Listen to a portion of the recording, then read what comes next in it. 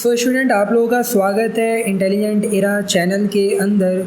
यहाँ पे मैं आप लोगों को प्रत्यावर्ती धारा पढ़ा रहा हूँ, चैप्टर नंबर 7, 12th क्लास। तो स्टूडेंट, आप लोगों ने प्रत्यावर्ती धारा में लेक्चर 1 से लेके 4 तक अगर नहीं देखे हैं तो जाके ज़रूर उन्हें देखो, तभी ये लेक्चर आप लोगों को समझ में आएगा।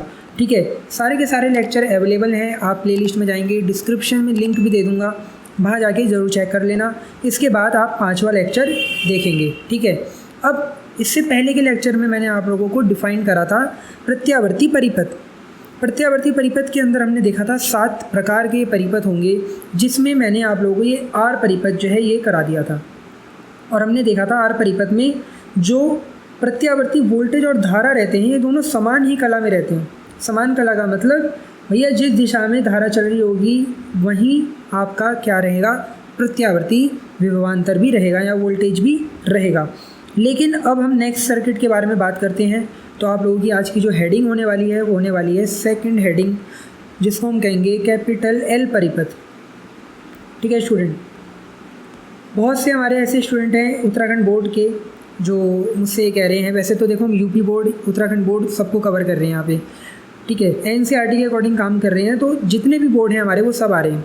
लेकिन इंग्लिश मीडियम वाले कुछ स्टूडेंट कह रहे हैं कि सर इंपॉर्टेंट डेरिवेशन, तो देखो टेंशन मत लो, मैं इंपॉर्टेंट डेरिवेशन सब करा दूंगा आप लोगों को आने वाले टाइम में। ठीक है, अभी ये सीरीज़ हमारी ये चैप्टर ख़त्म करते हैं हम इंग्लिश मीडियम वालों हिंदी मीडियम वालों के लिए, फिर हम इंग्लिश मीडियम वालों के लिए भी करेंगे। ठीक है, तो आपको कुछ नहीं करना, अपने दोस्तों के साथ बस चैनल को शेयर करो और हमारे चैनल के साथ बने रहो। ठीक है, अब एल परिपथ क्या होता है?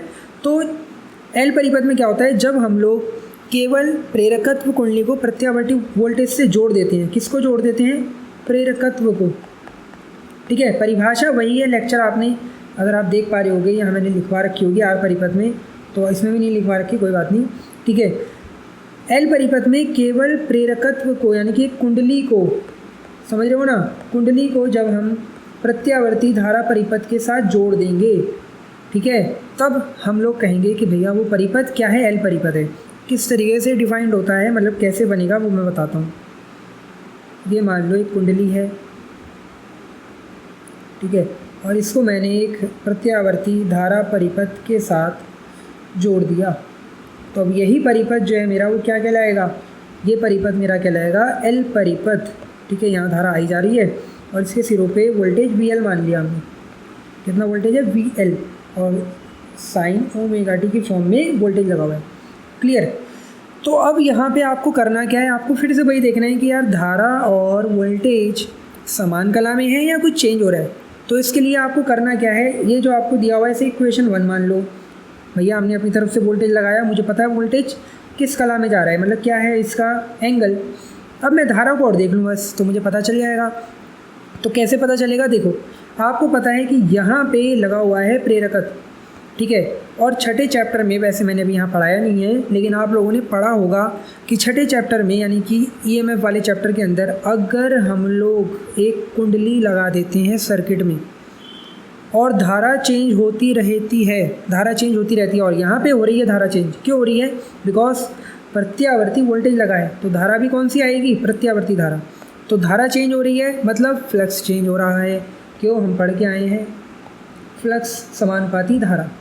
अब फ्लक्स चेंज हो रहा है तो भैया फैराडे का सेकंड नियम लग जाएगा और उत्पन्न होगा क्या?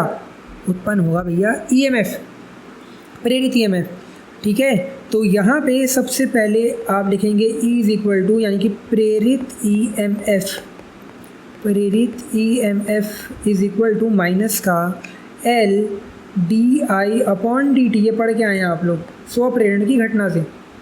कौन सी घटना से? स्वप्रेरण की घटना। यहाँ पे लिख भी देता हूँ मैं, प्रेरण की घटना से। ठीक है, तो मुझे पता चल गया कि यहाँ पे इतना ईएमएफ उत्पन्न हुआ, तो अब परिपथ में जो टोटल धारा आएगी वो V प्लस ई अपॉन क्या करके आएगी? R करके तो आएगी। भैया हमें पता है ओम के नियम से फॉर्मूला होता है I बराबर V अपॉन R। अब यहाँ पे एक वोल्टेज तो मैंने लगाया है V, बट अपने आप जो वोल्टेज उत्पन्न हुआ E, उसको भी तो ऐड करना पड़ेगा, उसको भी तो देखना पड़ेगा भाई, तो इसलिए V प्लस ई करा। ठीक है, अब अगर आप देख पा रहे हो समीकरण 1 में V का मान मुझे पता है, और समीकरण 2 अगर मैं इसे मान लूँ ई वाले को, तो मुझे इसका मान भी पता है, तो मैं समीकरण 1 और 2 से मान रख सकता हूँ यहाँ पे। समीकरण 1 व 2 से मान रखने पर जैसे ही मान रखूँगा तो आई बराबर ये हो जाएगा V0 sine omega T plus L d i d T. यहाँ माइनस क्यों कर दिया मैंने, बिकॉज ये आप देख पा रहे होगे समीकरण 2 में ये माइनस था, तो वो प्लस माइनस माइनस हो जाएगा, ठीक है। और पूरे ओवरऑल इसके बटे में आर, ठीक है। तो इसको मेरे को यहाँ ऐसे लिखना चाहिए। क्लियर भैया, वी का मान रखा, ई का मान रखा, और ये यहाँ तक कोई टेंशन नहीं होनी चाहिए। अब इस आर को इसके साथ मल्टीप्लाई में ले जा रहा हूँ, तो I R is equal to V0 sine omega t minus L d i d t, ठीक है। क्या काम करा, आर को गुणा में ले गए उधर। अब यहाँ पे आर तो कोई है ही नहीं, कोई प्रतिरोध ही नहीं है, हमने तो कुंडली लगाई है, हमने तो इस पूरे सर्किट में मात्र एक कुंडली लगाई है ना, तो कोई प्रतिरोध ही नहीं है, तो आर बराबर मैं 0 भी तो लिख सकता हूँ। इसलिए चूँकि आर बराबर 0, इसलिए अब यहाँ पे जब मैं रखूँगा आई इंटू 0 आर की जगह V0 sine omega t minus L d I by D t, ये बचेगा, ठीक है। अब ये 0 हो गया टर्म, ये वाला टर्म हो गया 0 आप लोगों का। यहाँ से L d I by D T को एक तरफ रख दिया और V0 साइन ओमेगा टी को एक तरफ रख देते हैं। इधर आके प्लस का हो गया, इधर आ गया ना, ये प्लस का हो जाएगा, ठीक है। यहाँ से अब मैं क्या कर रहा हूँ, डी आई को अकेला छोड़ रहा हूँ, क्योंकि मुझे धारा की समीकरण लेके आनी है, मुझे धारा की समीकरण लानी है, इसलिए इसको अकेला छोड़ा। ये इधर चला जाएगा और एल भी इसके बटे में चला जाएगा, यानी क्या आएगा कुछ ये V0 एल अपॉन, ठीक है, sign omega T D T. यहाँ तक क्लियर होना चाहिए आप लोगों को। मैंने क्या करा, सॉल्व करा है मान रख के, बस आर 0 लिया क्योंकि यहाँ कोई प्रतिरोध ही नहीं था। इसके बाद क्या होगा, इसके बाद समाकलन कर देंगे, बस सिंपल सी चीज़ है भैया। धारा की समीकरण चाहिए, डी आई है तो समाकलन कर दो। समाकलन क्या होता है ये पता होना चाहिए आप लोगों को। ये निशान समाकलन का है, ठीक है, V0 upon L sine omega T और डी टी। यहाँ पे ये आपका आई हो जाएगा, डी आई का आई, V0 अपॉन एल बाहर आ जाएगा, क्यों, क्योंकि नियतांक है, अधिकतम मान फिक्स है, कुंडली का प्रेरकत्व फिक्स है। अंदर रहेगा sign omega T D T, क्यों, क्योंकि टाइम के साथ साथ भैया एंगल चेंज हो रहा है, टाइम चेंज हो रहा है तो एंगल भी चेंज हो रहा है, इसलिए ये अंदर रहेगा पूरा का पूरा टर्म, ठीक है। और हम पढ़ के आए हैं क्या, कि जब भी आपके पास कुछ इस टाइप की कंडीशन हो, साइन ओमेगा टी का जो आपका समाकलन होगा वो होगा माइनस का कॉस ओमेगा टी, और ये ओमेगा का दोबारा करेंगे तो वो अपॉन में चला जाएगा, कुछ इस तरीके से समाकलन हो जाएगा। ये मैंने पीछे आपको इसी लेक्चरों में बताया भी है। अब क्या करना है, V0 ओमेगा एल, ठीक है, इसको माइनस को ले लो और ये बचेगा कॉस ओमेगा टी, ये अंदर रहेगा आपका। माइनस को बाहर करा, ओमेगा को बाहर कर दिया, ठीक है। अब अगर आप देख पा रहे होगे तो कॉस ओमेगा टी को मैं कुछ इस टाइप से भी लिख सकता हूँ, ध्यान से देखना, V0, ठीक है, omega L cos omega T को क्या मैं लिख सकता हूँ, साइन 90 माइनस ओमेगा टी। बताओ ये चीज़ समझ में आ रही है, लिख सकते हैं, बिल्कुल पढ़ा है हमने भैया, छोटी क्लासों में पढ़ा है हमने कि साइन 90 माइनस थीटा होता है कॉस थीटा, ये हमने छोटी क्लासों में सीखा है। तो वही कहानी है, कॉस थीटा को मैं 90 माइनस थीटा लिख सकता हूँ, थीटा की जगह यहाँ पे है ओमेगा टी, वही काम करा, और ये माइनस यहाँ रह गया, ये माइनस इधर। अब V0, ये एक नया टर्म आ रहा है एक्सेल, नया टर्म क्या पीछे पढ़ा रखा है, एक्सेल बराबर क्या होता है, ओमेगा एल, है ना, तो वही रख दिया मैंने। अब इस माइनस को अंदर लेके जा रहा हूँ, तो माइनस का साइन 90 माइनस ओमेगा टी हो गया, है ना। अब आपको पता है, देखो इसको मैं I0 लिख रहा हूँ और ये I के बराबर चल रहा है, क्यों, क्योंकि V अपॉन एक्सेल एक प्रकार का प्रतिरोध होता है, एक्सेल एक प्रकार का प्रतिरोध है, जिस कारण से भैया जब एक प्रतिरोध है तो V अपॉन आर को हम I तो लिखते थे।